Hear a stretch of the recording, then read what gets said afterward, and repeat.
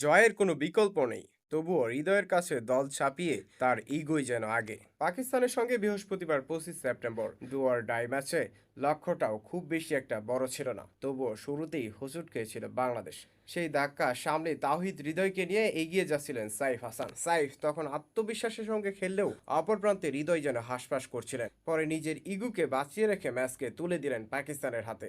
হৃদয়কে একবার সংবাদ সম্মেলনে প্রশ্ন করা হয়েছিল, আপনার অফসাইডের দুর্বলতা নিয়ে কি কাজ করছেন? তিনি জবাব দিয়েছিলেন, সব ব্যাটারিরই দুর্বলতা থাকে। হৃদয়ের সেই দুর্বলতা এখন ক্রিকেট বিশ্বে সমাদিত। প্রতিপক্ষও সেই ফাঁদই পাতেন, হৃদয়ে বারবার ধরা দেন সেই ফাঁদেই। নতুবা রান আর বলে সমীকরণ মেলানোর চাপে অপ্রয়োজনীয় শট খেলে বিলিয়ে আসেন উইকেট।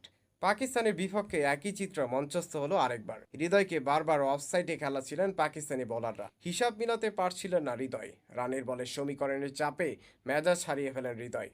পঞ্চম ওভারে প্রথম বলে প্রান্ত পরিবর্তনের জন্য ডেকেছিলেন সাইফকে। তখন সেই ডাকে সাড়া দিয়ে সাইফ ব্যাটিং প্রান্তে চলে গেলেও নিজের জায়গায় অনড় থাকেন হৃদয়। পাকিস্তানের ভুলে সেই যাত্রায় বেঁচে যান সাইফ। পরের বলে হৃদয় আর বাঁচতে পারেননি। শাহিন শাহ আফ্রিদির অফ স্টাম্পের বলে লাইনের উপর দিয়ে মারতে চান তিনি। সেই শটের জন্য হৃদয়ের পজিশন একদমই ঠিক ছিল না। ব্যাটের বাইরের কানায় লেগে বল চলে যায় ব্যাকওয়ার্ড পয়েন্টে থাকা সাইম আইবের হাতে।